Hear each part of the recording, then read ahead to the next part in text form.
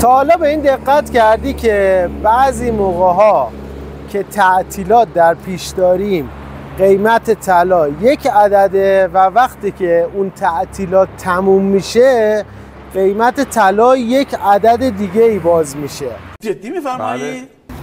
به عبارت ساده زمانی که تعطیلات هست و همه طلا فروشی ها و همه ارگان های دولتی بسته است قیمت طلا نوسان میزنه. مثال ساده ترش چیه؟ اونس جهانی یعنی طلای جهانی وقتی که جمعه ها بسته میشه یک عددیه و وقتی که یک شنبه شب باز میشه یک عدد دیگه ای باز میشه. یا بهتر مثال ساده تری بزنم، بعضی موقع ها توی بورس ایران یک سهمی بسته میشه و وقتی که باز میشه یک عدد عجیب غریبی باز میشه. آدم دلیل این موضوع رو بهت بگم که دیگه متوجه بشی برای چی قیمت توی تعطیلات نوسان میزنه. چه جالب. سلام خدمت دوستان عزیز. امروز میخوام در مورد گپ زون یا شکاف های قیمتی توضیحاتی ارائه بدم که گپ ها چی هستن و چه زمانی اتفاق خواهد افتاد و در ادامه 4 نمونه از مهمترین گپ های قیمتی که روی چارت ها صورت گرفته رو خدمت شما آموزش خواهم داد. در مورد اینکه گپ چه زمانی اتفاق میفته، زمانی که هیچ گونه خرید و فروش و معامله‌ای روی چارت انجام نشه. حالا دلیل این انجام نشدنه معمولا اینه که اون سهم بسته است یا اون مارکت کلوزه و طبیعتا وقتی بسته است هیچ گونه خرید و فروشی هم انجام نمیشه.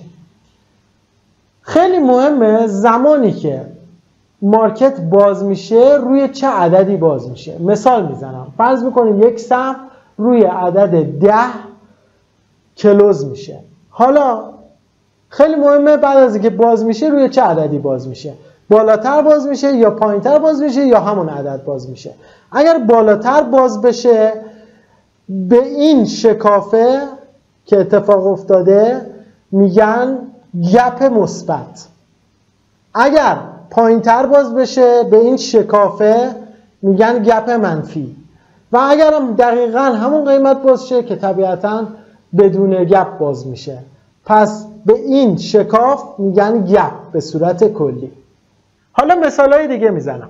فرض میکنیم اونس جمعه شب روی عدد 1900 کلوز شده، بسته شده و همونطور که میدونیم بازار جهانی شنبه و یک شنبه ها تعطیله، یعنی روی چارت هیچ گونه خرید و فروشی انجام نمیشه. اما این که من عرض میکنم بازار جهانی تعطیله دلیل بر این نیست که توی کل جهان هیچ گونه اتفاقی نیفته و ممکنه توی جهان انواع و اقسام اتفاقات بیفته و انواع اخبار منتشر بشه. مثال میزنم، ممکنه توی این 2 روز یک جنگ یا ناآرامی توی جهان اتفاق بیفته و اینو یادتون باشه وقتی که هر گونه جنگی در جهان اتفاق بیفته مخصوصا اگر اون جنگ مربوط به آمریکا باشه روی روند اونس تأثیر میذاره و باعث میشه که قیمت پول آمریکا که دلار باشه نوسان بزنه و طبیعتاً قیمت اونس که به صورت آینه‌ای هست با قیمت دلار هم نوسان بزنه. فرض میکنیم توی این 2 روز برای آمریکا یک خبر خیلی منفی و بزرگ منتشر میشه مثل همون عملیات تروریستی 11 سپتامبر. اگر همچین اتفاقی روز شنبه بیفته قیمت ایندکس دلار یعنی قیمت دلار آمریکا میاد پایین، افت میکنه و بازار مقابلش که اونس باشه قیمتش میره بالاتر. اونس چون یک کالای امن جهانی هست قیمتش میره بالاتر، پس دلار میاد پایینتر، اونس میره بالاتر. حالا مارکت تعطیله. بعد از اینکه روز دوشنبه مارکت باز میشه چه اتفاقی میفته؟ مارکت روی 1900 کلوز شده. بعد از اینکه باز میشه به یک باره میاد اینجا باز میشه، یعنی با گپ باز میشه. 1900 کلوز شده ممکنه روی 1920 باز شه. به این شکاف میگن گپ. و این مهمترین مثالی که میتونستم در مورد اونس بزنم. و حالا راجع به سهام ایران هم میشه مثالهای متعددی زد. فرض میکنیم یک سهام کلوز میشه، حالا به دلیل افزایش سرمایه یا به دلیل مجمع یا هر چیز دیگه. وقتی که باز میشه میتونه با گپ منفی باز بشه یا میتونه با گپ مثبت باز بشه. پس در این آموزش میخوام انواع گپ ها رو برای شما نام ببرم که چه گپ هایی وجود داره و اینو به صورت کلی بدونید که گپ ها به صورت ادامه دهنده است، یعنی ممکنه مثبت باز شه و بره بالاتر یا ممکنه برگشتی باز شه، ممکنه مثبت باز شه و مجددا برگرده سر جای اولش. پس در مورد گپ ها در این آموزش بیشتر توضیح خواهم داد. خب اولین گپ موجود در بازارها معروف هست به گپ مرسوم یا کامن گپ که متداول ترین گپ موجود در بازارهاست، یعنی خیلی اتفاق میفته و شرایطش به این صورته: قیمت روی هر عددی که بسته بشه وقتی که با گپ باز میشه مجددا بلافاصله برمیگرده قیمت اصلیش. یعنی چی؟ یعنی که شما فرض کنید که قیمت روی عدد 10 بسته میشه و بعد از اینکه بازار باز میشه روی عدد 12 باز میشه، بعد بلافاصله یعنی در مدت خیلی کوتاهی قیمت از 12 دوباره برمیگرده روی 10، یعنی برمیگرده سر جای اولش. حالا روی چارت توضیح میدم به چه صورته که کاملتر متوجه بشید. چارت رو باز میکنم، جفت ارز USD. اگر توجه کنید اینجا با کندل سعودی بسته شده، قیمت روی عدد 109 190 تقریبا کندل سعودی بسته شده، بعد بازار بسته بوده و حالا مثلا فرض کنید روز بعدش باز شده، روز بعدش اینجا باز شده، یعنی زیر 109 190 باز شده. اما اتفاقی که افتاده بلافاصله این گپ پر شده و قیمت اومده بالا و با قیمتی که بسته شده یکی شده. این خط رو اگه توجه کنید داره به شما نشون میده که قیمت دوباره برگشته سر جای اولش و به این میگن گپ مرسوم. یعنی هر قیمتی که بسته بشه و هر قیمتی هم که با گپ باز بشه بلافاصله برمیگرده سر جای اولش و اینجا داره میبینیم که برگشته سر جای اولش. حالا چارت دیگه دوباره USD اما یه تایم فریم دیگه است. اینجا با کندل منفی بسته شده، با کندل نزولی بسته شده و با کندل سعودی باز شده، یعنی با گپ مثبت باز شده و این فاصله بینش رو میگن گپ. اما طی مدت کوتاهی، یعنی توی مدت تقریبا 7-8 ساعت قیمت برگشته سر جای اولش و اینجا اگه توجه کنید این شادو با این تقریبا یکیه. اما اگر چارت رو یه مقدار ادامه بدم اینجا میبینید که دیگه کامل قیمتش با قیمتی که بسته شده یکی شده و به عبارتی این قیمت با این قیمت یکی شده و این هم گپ مرسومه. چارت دیگه کندل سعودی بسته شده، بازار بسته شده کلا و روی این کندل باز شده، یعنی با گپ مثبت باز شده، اما 2 تا کندل بعدش قیمت برگشته سر جای اولش و اینجا اگر توجه کنید قیمتاش یکی شده طی مدت خیلی کوتاهی، یعنی 2 تا کندل فقط. خب دومین گپی که وجود داره گپ جدا شده یا بریک اوی گپ هست که در این نوع از گپ قیمت هر عددی که بسته میشه بعد از اینکه با گپ باز میشه، حالا مثبت یا منفیش کاری نرم، چه مثبت چه منفی باز میشه، قیمت میتونه روند جدیدی رو طی کنه. شما فرض کنید روی عدد 10 بسته میشه، روی عدد 12 باز میشه و از 12 صعودی میشه میره به سمت بالا. یعنی اگر یادتون باشه توی قبلی توضیح دادم که روند برمیگرده سمت قیمتی که بسته شده، ولی در این نوع گپ قیمت ممکنه بر نگرده و ممکنه همینجوری بره به سمت بالا. حالا روی چارت توضیح میدم که دقیق به چه صورته. به این چارت دقت کنید. روند اینجا بسته شده روی کندل سعودی و با گپ مثبت اینجا باز شده.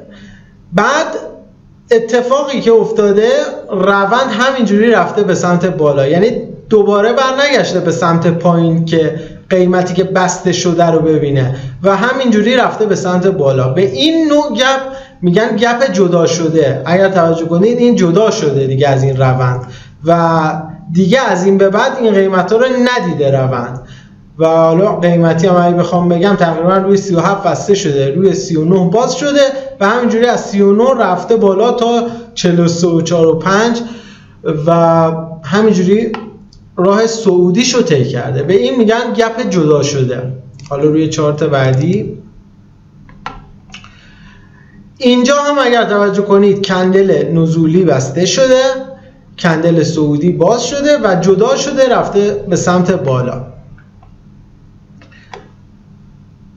و توی بعدی اینجا بسته شده و با گپ منفی باز شده و همینجوری راه نزولی خودش رو طی کرده اومده به سمت پایین. فقط این سه تا چارتی که من توضیح دادم یه نکته داره. اگر توجه کنید اینجا یه اندیکاتور به نام ولومو گذاشتن که کار این ولوم اینه که حجم رو به شما نشون میده که در این لحظه اصلا حجم خریدار و فروشنده‌ای وجود داره. اگر توجه کنید اینجایی که با گپ باز شده، اینجا رو دارم توضیح میدم، بذار زوم هم کنم که کامل متوجه بشید.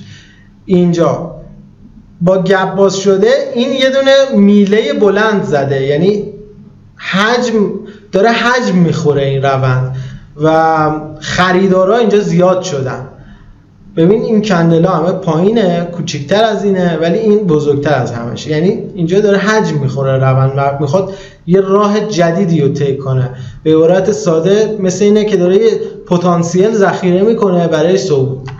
و توی بعدیاش هم دقیقا همین اتفاق افتاده. به این میله دقت کنید که چقدر بلندتر از بقیهشه، به خاطر این گپه و وقتی که این میله شکل بگیره شما رو بیشتر راهنمایی میکنه که قراره گپ جدا شونده اتفاق بیفته.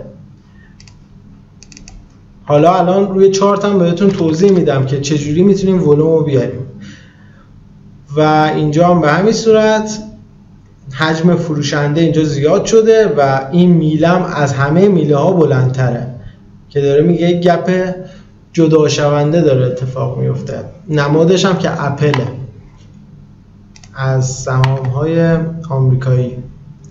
و روی چارت هم حالا من آیدی فرانکو انتخاب کردم. اینجا اگر توجه کنید کندل نزولی بسته شده، کندل نزولی هم باز شده و با گپ منفی باز شده. اینجا اگر توجه کنید ولوم ببینید چقدر میله های بلندی زده به نسبت میله های قبلیش. شما با کلیک وسط موس هم میتونید راحت متوجه بشید که هر میله مخصوص کدوم کندله و اینجا اگر توجه کنید همش میله های بلند زده و اینجا از این به بعدش هم بلند زده که نشون میده که حجم فروشنده زیادتره.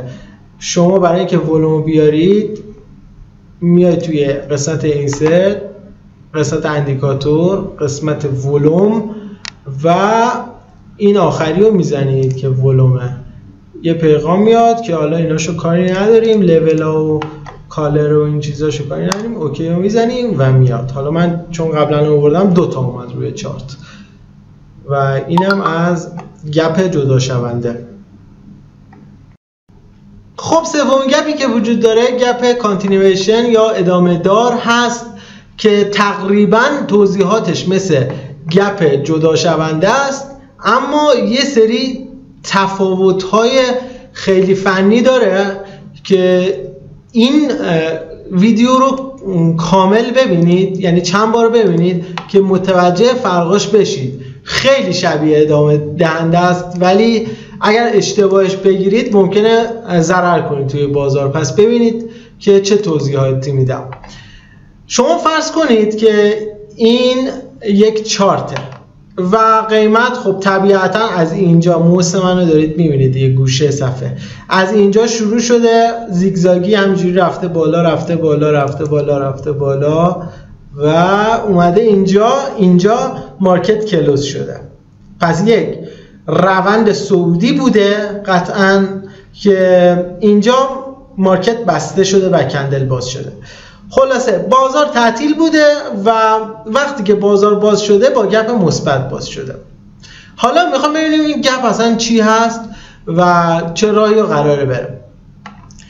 گپ ادامه دهنده به این صورته که ادامه این صعودی که من اینجا برای شما مثال زدم و میره. پس یعنی این روند کلا باید همچنان به صورت زیگزاگی صعودی بره بالا.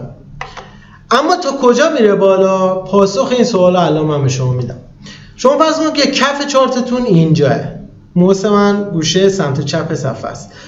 فرض کنید کف چارتمون اینجاه، سقف چارتمون هم تا وقتی که کندل بسته شده بود اینجاه. حالا با گپ باز شده دیگه. پس شما 50%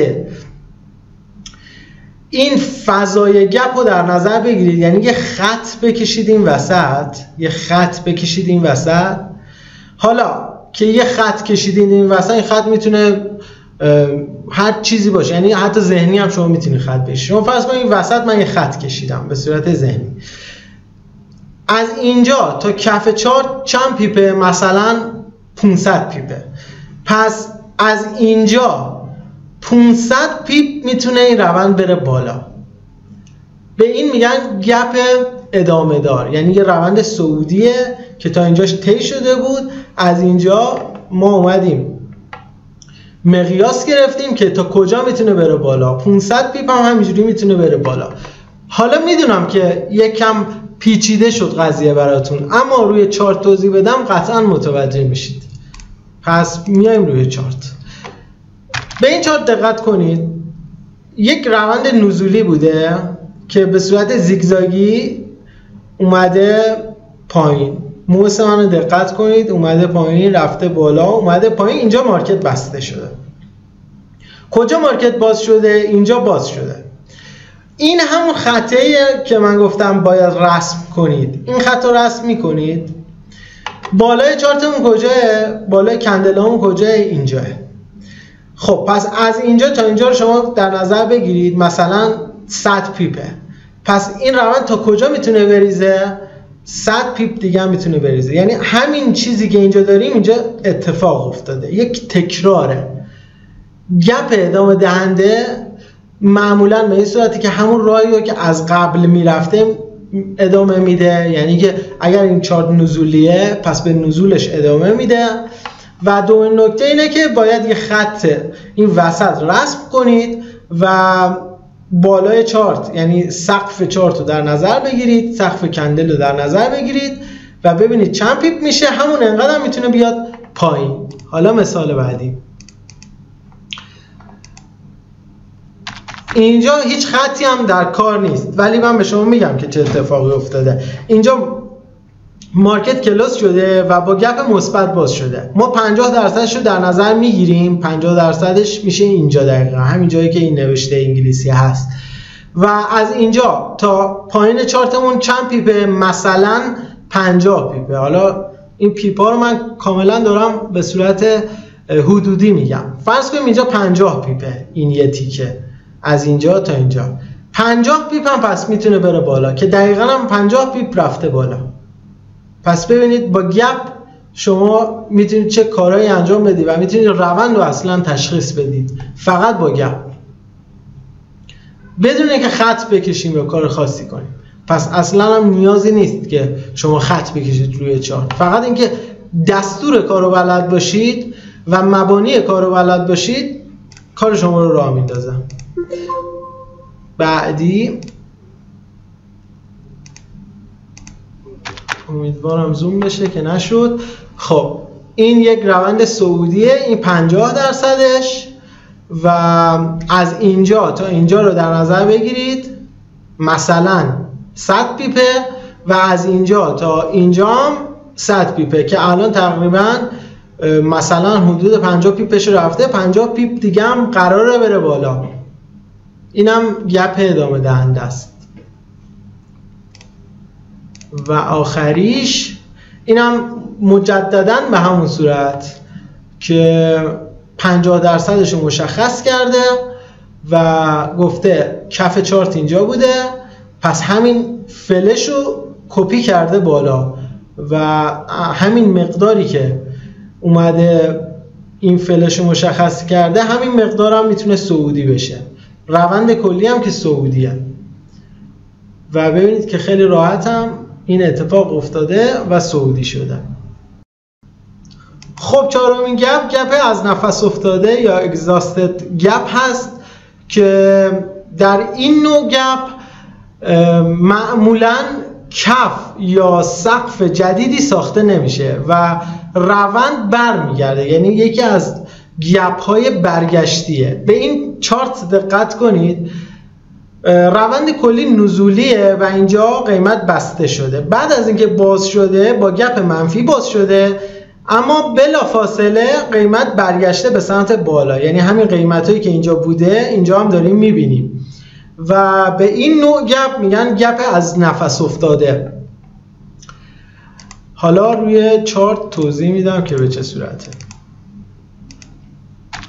به این دقت کنید، روند به صورت صعودی بوده، اومده بالا و اینجا بسته شده روی این کندل که یک کندل پینبار هم هست و وقتی که باز شده با گپ مثبت باز شده، اما کف یا سقف جدیدی نساخته و روند برگشت پایین و قیمتایی که اینجا داشتیم و اینجا هم داریم میبینیم. مثلا اگر عدد 1.80 در نظر بگیریم، اینجا داریم، اینجا هم داریم. پس این بهش میگن گپ از نفس افتاده، یعنی جون نداره، نفس نداره که بره بالا سقف جدید بسازه. و بعدی قیمت اینجا بسته شده روی کندل نزولی، روی کندل صعودی خیلی شارپی باز شده، احتمالا خبری چیزی بهش خورده یا خبری بوده و اگر توجه کنید سقف جدیدی ساخته نشده و مجددا برگشته پایین. و این گپ کلا دو تا خصوصیت داره. اولین چیزی که برای این گپ مهم هست، باید قیمتی که باز شده رو دوباره ببینه، یعنی هدف اولش اینجاه و هدف دومش اینجاه و الان هدف اول رو دیده، حالا میخواد بره سراغ هدف دوم که احتمالا یه بالا بزنه اینجا دوباره برگرده پایین. و اینجا روی کندل صعودی بسته شده، با کندل صعودی هم باز شده، با گپ مثبت باز شده، اما برگشته پایین. اولین چیزی که حائز اهمیت هست، این قیمتی که اینجا باز شده رو دیده و داره برمیگرده پایین که بیاد این قیمت رو ببینه، یعنی 55 رو ببینه. و کلا این گپ ها رو شما باید در کنار همدیگه مقایسه کنید و این فیلم آموزشی رو لطفاً چند بار ببینید که متوجه بشید. خب من هر 4 تا گپ رو در کنار هم حاضر کردم که یک مقایسه انجام بدیم و این تصویر خیلی مهمه که باعث میشه هیچ موقع گپ ها رو با هم دیگه قاطی نکنیم. و اولیش کامن گپ هست که حالا اینجاشو توضیح میدم. اینجا روی کندل نزولی قیمت بسته شده، روی کندل صعودی با گپ منفی باز شده، اما قیمت مجددا برگشته بالا و همین قیمتی که اول بوده الان هم وجود داره.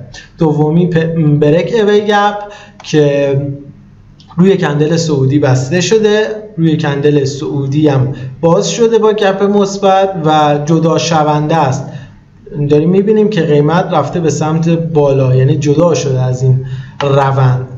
و سومی ران اوی گپ که ادامه دهنده است، روی کندل صعودی بسته شده، روی کندل صعودی با گپ مثبت هم باز شده و همین راه صعود رو ادامه داده. چهارمی هم که هستش exhausted گپ که روی کندل سعودی بسته شده، روی کندل سعودی هم باز شده و اما میبینیم سقف جدیدی نساخته و مجددا برگشته سمت قیمت هایی که بوده.